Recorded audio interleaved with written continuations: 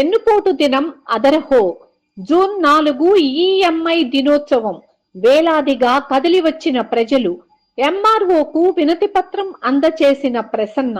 వెన్నుపోటు దినం మాజీ ముఖ్యమంత్రి జగన్మోహన్ రెడ్డి సూచనలతో ప్రసన్న కుమార్ రెడ్డి ఆధ్వర్యంలో వెన్నుపోటు దినం కార్యక్రమానికి తమ వంతు సంఘీభావం తెలిపిన ఎస్సీ సెల్ న్యాయవాదులు, మాజీ వాలంటీర్లు, రేషన్ డ్రైవర్లు, కోవూరు నియోజకవర్గం ప్రజాప్రతినిధులు, నాయకులు, కార్యకర్తలు. బజార్ సెంటర్ నుంచి ఆర్ఎండ్బి బంగ్లా దాకా జై జగనన్న నినాదాలతో దద్దరిల్లిన కోవూరు. ఈ కార్యక్రమంలో మాజీ డిసిఎంఎస్ చైర్మన్ వీరికి చలపతిరావు, జిల్లా వైసీపీ ఉపాధ్యక్షులు రాధాకృష్ణారెడ్డి, మండల కన్వీనర్ అత్తిపల్లి అనూప్ రెడ్డి, టౌన్ అధ్యక్షులు Shivuni Narasimhul Reddy, ZPTC Srilatha, AP DLDA chairman Gollapalli Vijay Kumar, Mamuluru Srinivasulu Reddy, 5 మండలాల నాయకులు, కార్యకర్తలు, ప్రజలు స్వచ్ఛందంగా పాల్గొన్నారు.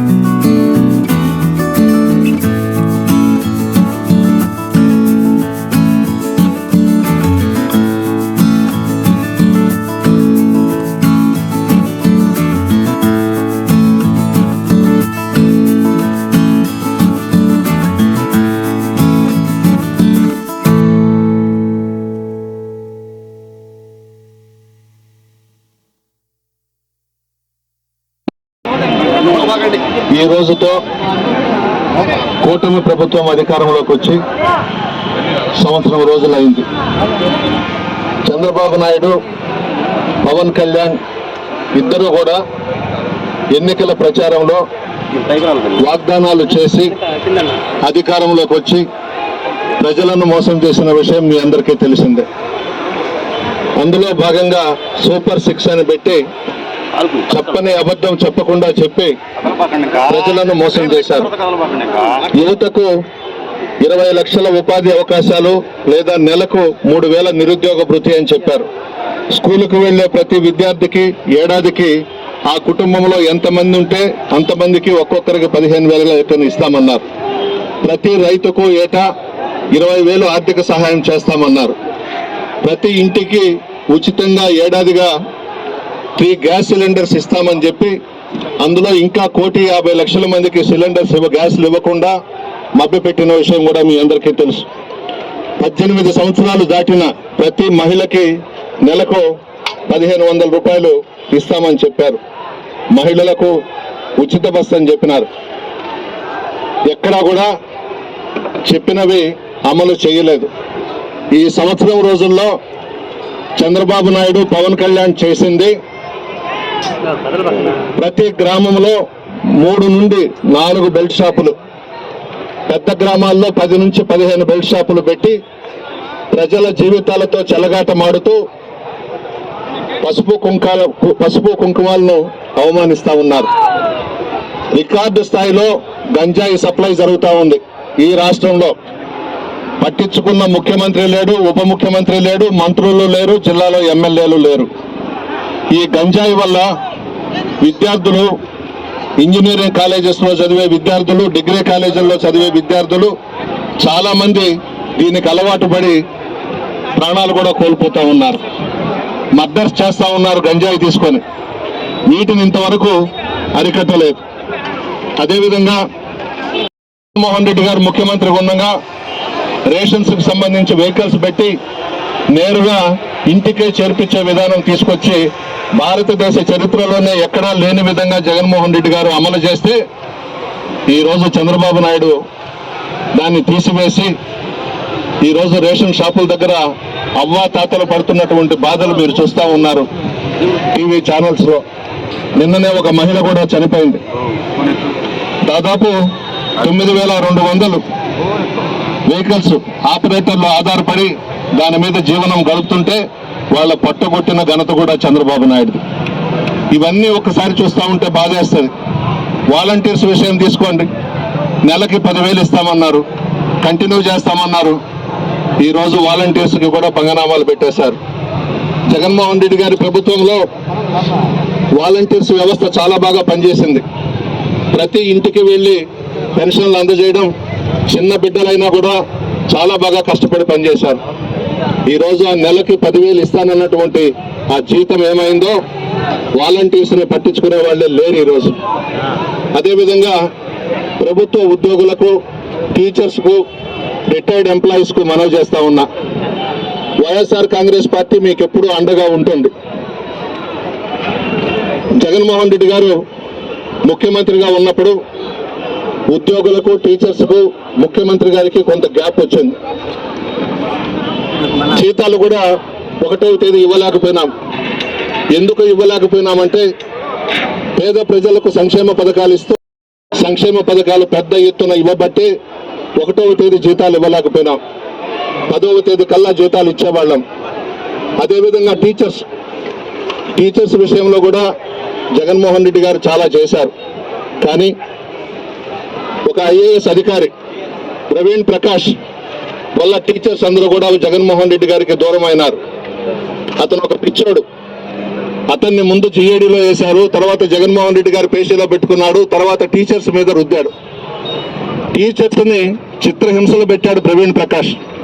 టీచర్స్ లో కూడా 70% జగన్మోహన్ రెడ్డి గారి అభిమానులు ఉన్నారు.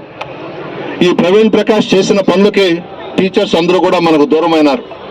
నేను ఉద్యోగస్తులకి, టీచర్స్కి ఒకటే మనవి చేస్తా ఉన్నా, వైఎస్ఆర్ కాంగ్రెస్ పార్టీ మీ వెనుకుంటుంది. జగన్మోహన్ రెడ్డి గారు ముఖ్యమంత్రిగా మీకెన్నో చేశారు.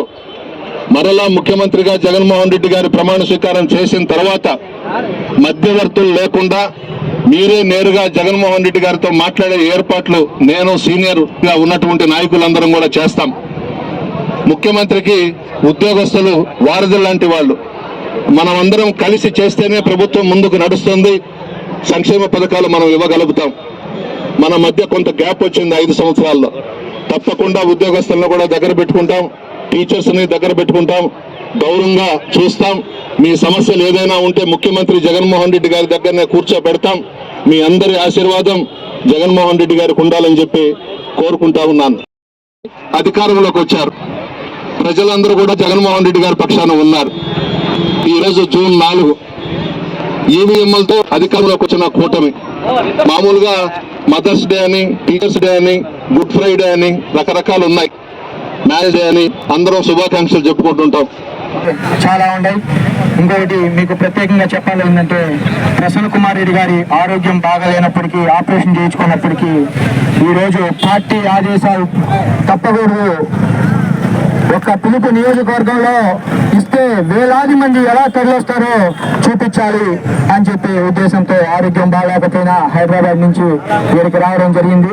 ఇక్కడికి వచ్చిన రాష్ట్ర ప్రతినిధులకు, జిల్లా వివిధ విభాగాల అధ్యక్షులకు, మండల నియోజకవర్గ వివిధ కమిటీల అధ్యక్షులకు, సభ్యులకు మరియు మండల స్థాయి నాయకులకు, వివిధ విభాగాల అధ్యక్షులకు, కమిటీలకు మరియు జెడ్పీటీసీలకు, నియోజకవర్గ జెడ్పీటీసీలకు మరియు ఎంపీటీసీలకు మరియు సర్పంచులకు, నియోజకవర్గ 5 మండలాల కన్వీనర్లు, టౌన్ కన్వీనర్లు, రూరల్ కన్వీనర్లకు, ప్రతి ఒక్కరికి, ప్రజలకు మరియు నాయకులకు, కార్యకర్తలకు, కౌన్సిలర్స్ కు, వార్డ్ మెంబర్లకు, ప్రతి ఒక్కరికి, మహిళలు అందరికీ ప్రత్యేక ధన్యవాదాలు తెలుపుకుంటూ ఇంత పెద్ద కార్యక్రమాన్ని విజయవంతం చేసిన వైఎస్ఆర్ కాంగ్రెస్ కుటుంబ సభ్య నాయకులకు ప్రత్యేక ధన్యవాదాలు తెలుపుకుంటూ